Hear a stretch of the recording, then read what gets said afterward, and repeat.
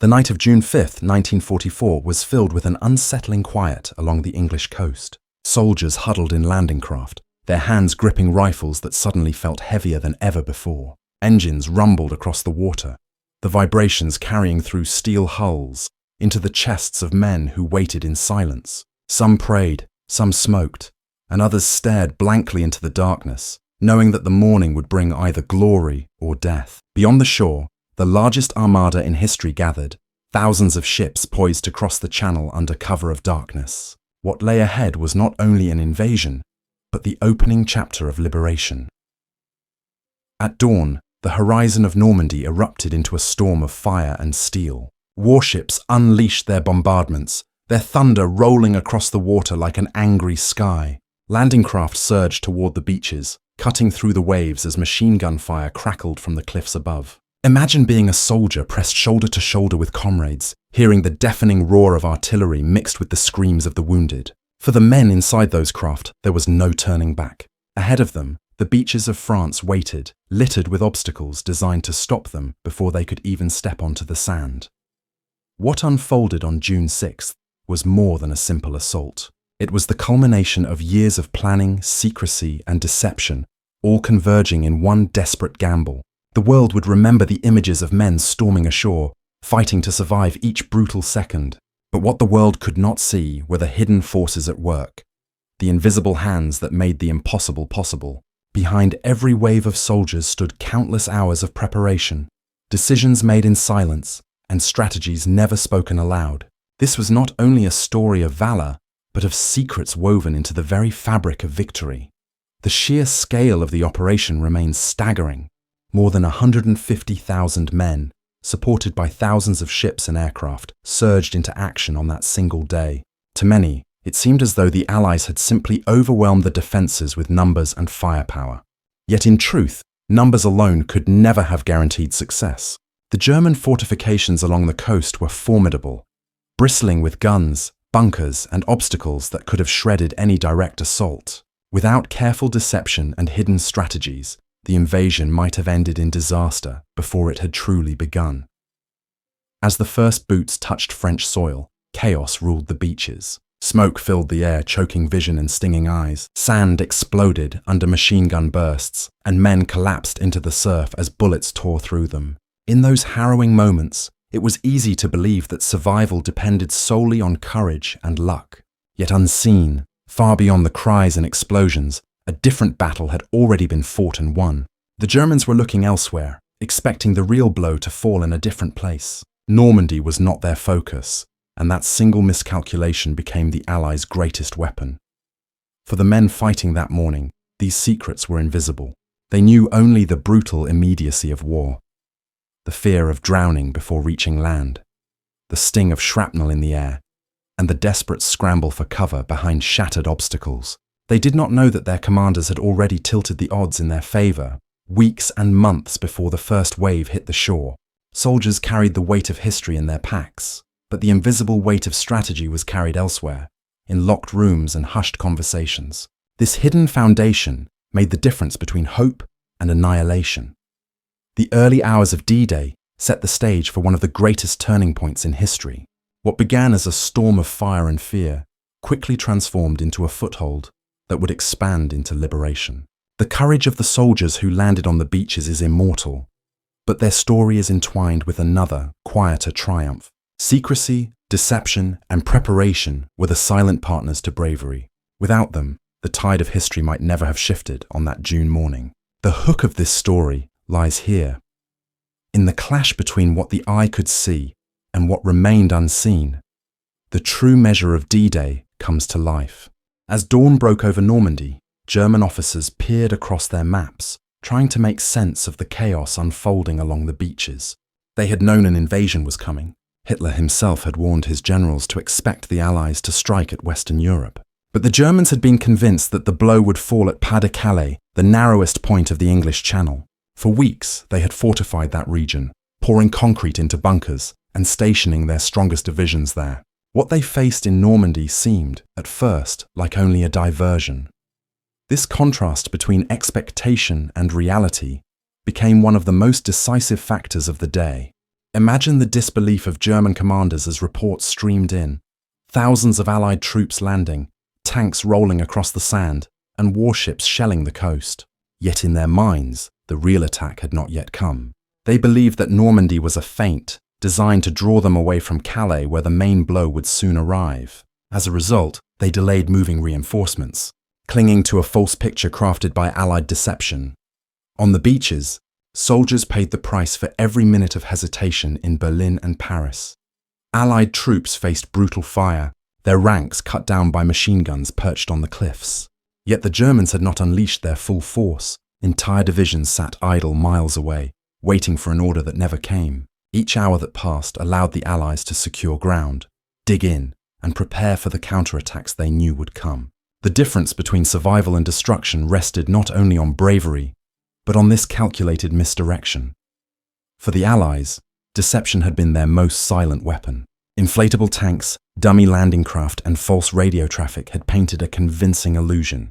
The Germans had swallowed the bait, certain that Calais would see the decisive strike. To the men landing in Normandy, this was invisible, a truth hidden behind smoke and fire. They only knew that some enemy units were missing, that resistance, while fierce, was not overwhelming. But history would later reveal how much their survival depended on secrets carried by whispers, not rifles.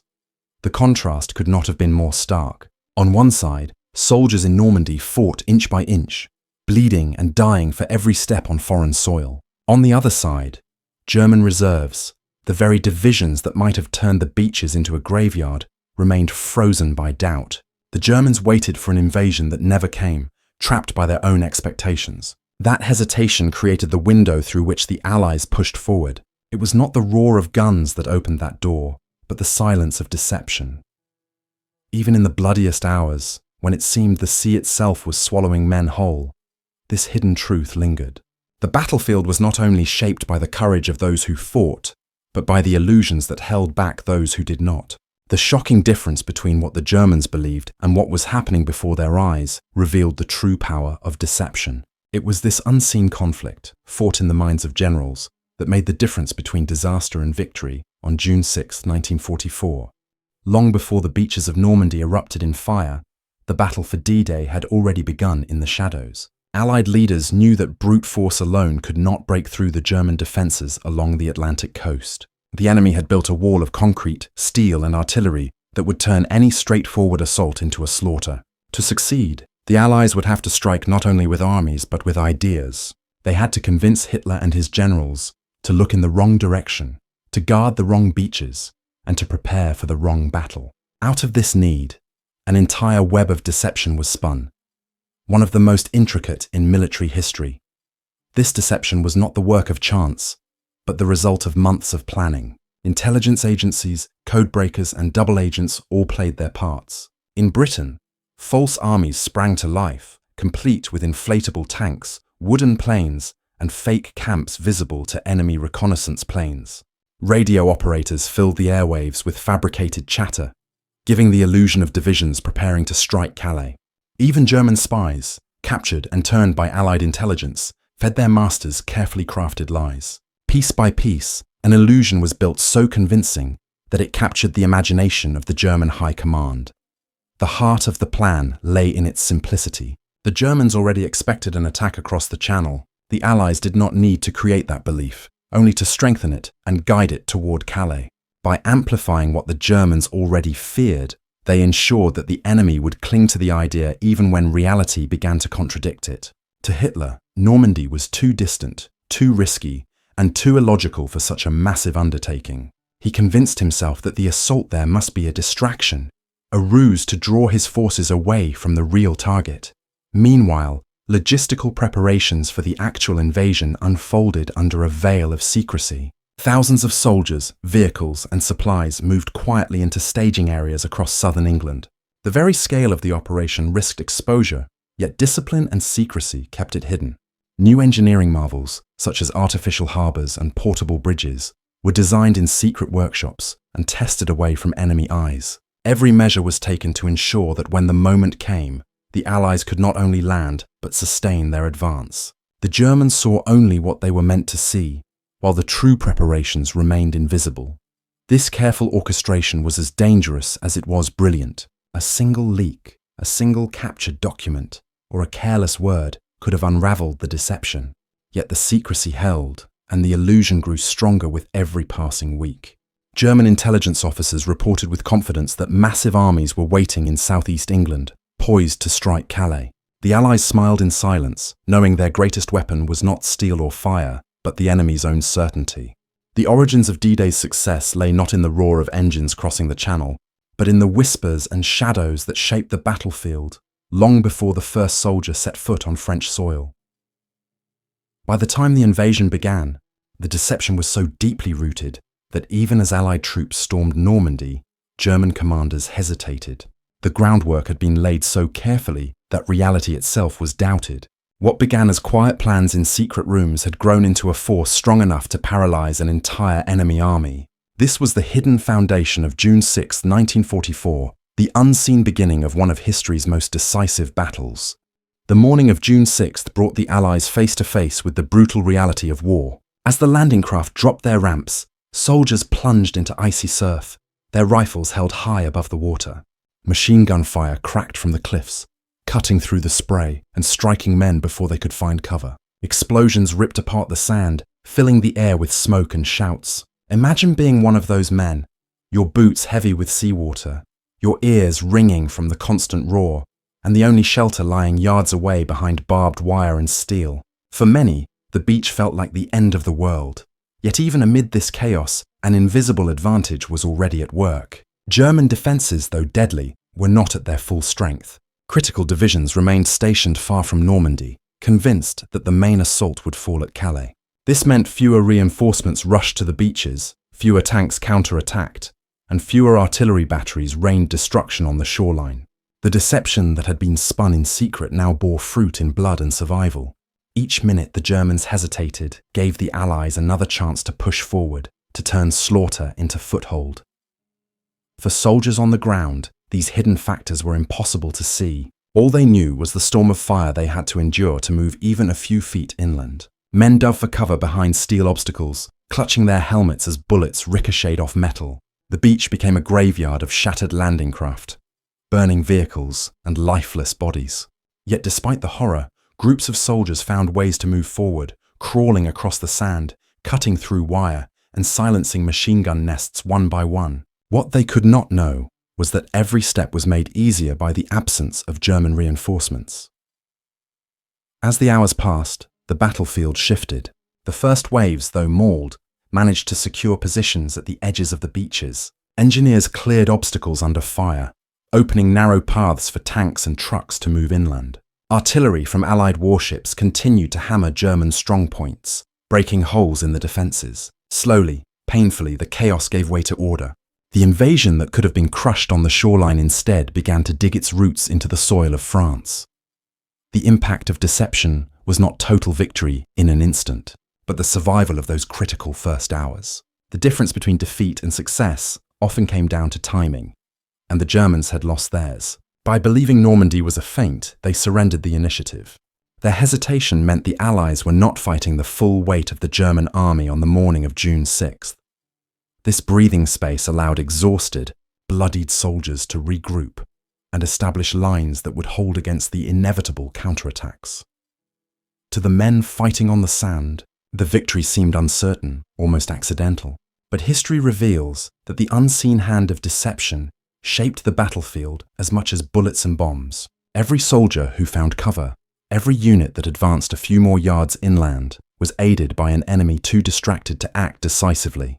The impact of this hidden strategy was measured in lives spared and ground gained. It was a silent force that echoed louder than the thunder of artillery, ensuring that the tide of the invasion did not break against the shore.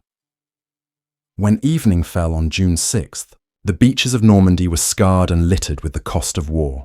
Yet they were also in Allied hands. Against every expectation, the invasion had succeeded in its first and most dangerous test.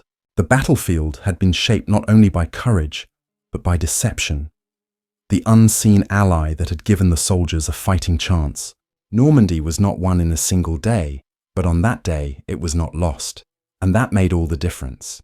The foothold in Normandy, fragile though it seemed on June 6th, quickly transformed into a foundation for liberation. Once the beaches were secured, supplies and reinforcements began to pour in. Trucks, tanks, and endless lines of soldiers crossed the sand that only hours before had been soaked in blood. What could have been a killing ground became the bridgehead for a massive advance into occupied France. The deception that had kept German divisions away had bought the Allies the one resource they could not afford to lose: time. With each passing hour, the Allies grew stronger while the Germans grew more uncertain. For the Germans, the realization that they had been misled was devastating. Their high command, convinced that Calais remained the true target, held back their most powerful units for days after the Normandy landings had begun. By the time reinforcements finally moved, the Allies had already dug in and established supply routes across the Channel. This delay sealed the fate of German defences in the west. The divisions that might have thrown the invaders back into the sea arrived too late, forced to fight an enemy already entrenched. The consequences of believing in a false invasion were felt not only in Normandy, but across the entire European front. Morale shifted with remarkable speed. For the Allied soldiers who had survived the beaches, confidence began to replace despair. They had endured the worst that the enemy could offer and had held their ground. News of their success spread across units, lifting spirits even in the midst of exhaustion. The knowledge that deception had worked, that the Germans had been caught off guard, gave a sense of vindication to the sacrifices already made. On the other side, doubt crept into German ranks. If their commanders could be fooled so completely, then perhaps their defences were not as unshakable as they believed. Psychological warfare proved as powerful as the weapons on the battlefield. German soldiers began to wonder if every movement they saw might be another trick, another illusion meant to draw them into disaster. Confidence in their leaders faltered as reality clashed with promises of preparedness. Meanwhile, Allied commanders pressed their advantage, reinforcing not only with men and machines, but with the growing perception of inevitability. Normandy was not just a physical breach in Hitler's fortress Europe, it was a crack in the very morale of the enemy. The consequences extended far beyond the immediate battlefield. The success of D-Day gave the Allies a springboard to liberate France and eventually push into Germany itself. Without the foothold, the war in Europe might have dragged on for years, costing untold lives. The deception that had enabled the invasion shortened that timeline, accelerating the collapse of Nazi control in the West. The fate of millions under occupation began to change with the presence of Allied boots on French soil. This shift marked the beginning of the end for Hitler's empire. For those who survived Normandy, the wider consequences were both a source of pride and a burden. Soldiers understood that their victory had changed the course of the war, but they also carried the memories of the friends who did not live to see it. Each step deeper into France was paid for by those who had fallen on the beaches, their sacrifice made meaningful by the ground that was now secure. Deception had given them a chance, but human cost had turned that chance into reality. The consequences were vast, but they were measured in blood as much as in strategy. In the end, the wider impact of D-Day's secrecy and deception was not just military, but historical. It reshaped the trajectory of the war, altered the balance of power in Europe, and inspired nations under occupation to believe that liberation was truly possible. The Allies had proven that wars are not decided only by force, but by the ability to mislead, to outthink, and to seize the moment when the enemy falters. The beaches of Normandy became more than a battleground. They became the threshold through which Europe began to reclaim its freedom. The hours after dawn on June 6 were the most critical of the entire operation. The Allies had landed, but their grip on the beaches was tenuous at best. German commanders, watching from afar, had the power to unleash armoured divisions that could have swept the invaders back into the sea. Yet hesitation held them back. Still convinced that Normandy was a diversion, they delayed, waiting for the real invasion they believed would strike at Calais. In those precious hours, the outcome of the war hung by a thread. On the beaches, soldiers could feel the uncertainty in every heartbeat. They crouched behind shattered obstacles, pressed into the sand as enemy fire tore above their heads. Every moment felt endless, each second a question of whether reinforcements would come to crush them. Imagine being a young soldier staring at the cliffs ahead, wondering if you would live to see nightfall. Behind you lay only the sea. Ahead lay a fortress of steel and gunpowder. The survival of the invasion depended on what decisions were being made miles away in German command posts. As the morning turned to afternoon, the balance began to shift. Small Allied units, battered and scattered, clawed their way forward. Engineers blasted holes through wire, while infantry silenced bunkers one by one with grenades and rifles. Slowly, painfully, they created footholds beyond the beaches. Still, their positions were fragile, and without reinforcements they could easily be overrun. The question remained, would the Germans strike before the Allies could consolidate their gains? The answer came in the form of silence. The German divisions at Calais, their most powerful reserves, remained unmoved. Hours passed, and the order to march never came. Hitler, convinced that Normandy was a ruse, refused to release his forces. That decision sealed the day. By the time the Germans realized their mistake, the Allies had already secured critical ground inland. The delay had turned what could have been a massacre into a foothold. For the soldiers on the ground, the climax was not a dramatic charge or a single decisive moment. It was the realization, slow and uncertain, that they had survived the most dangerous hours. Reinforcements began to arrive from the sea, bringing fresh troops, tanks, and supplies. What had seemed like an impossible task at dawn now felt achievable. The invaders were no longer clinging to survival. They were preparing to push further into France. The silence of German inaction was louder than the thunder of artillery. It allowed the Allies to transform a desperate gamble into a turning point in history. The climax of D-Day was not a single victory cry, but the absence of a German counterstrike when it mattered most. By nightfall, the beaches that could have been a graveyard had become a springboard for liberation. The decisive moment of the invasion was not won in the surf or on the cliffs, but in the hesitation of an enemy blinded by deception. When the sun set on June 6th, the outcome of the invasion was clear. The Allies held the beaches, bloodied but unbroken. German armour still stood idle, too far to change the course of the day. The climax had passed, and the momentum now belonged to the invaders. The deception had worked, and history had tilted in the Allies' favour. Normandy would not be remembered as a disaster, but as the beginning of Europe's liberation. By the end of June 6, 1944, the beaches of Normandy were scarred with destruction, but firmly in Allied hands. Smoke still lingered in the air. The tide carried away wreckage and bodies, and exhausted soldiers dug in for the night. What had begun as the most dangerous gamble of the war had ended in success, though at a terrible cost. For the men who had survived, the relief of holding ground mixed with the grief of watching friends fall around them. The day was not a victory parade, but a bloody threshold that opened the way into Europe. The legacy of D-Day is often told in images of soldiers charging through surf or raising flags on captured ground. Yet behind those images lies a quieter truth. Secrecy and deception were as vital to the outcome as courage and sacrifice. The false armies in England, the double agents, and the carefully planted misinformation had paralyzed German commanders at the critical moment. Without these unseen efforts, the bravery of the soldiers might not have been enough. The liberation of Europe began not only with fire and blood, but with silence and shadows. For the Allies, Normandy became proof that preparation and deception could reshape the battlefield. The success of the landings inspired nations under Nazi rule and renewed hope across the world. It showed that Hitler's fortress Europe was not impenetrable, that even the most powerful defenses could be undone by strategy and patience. For the Germans, the realization that they had been fooled struck deep.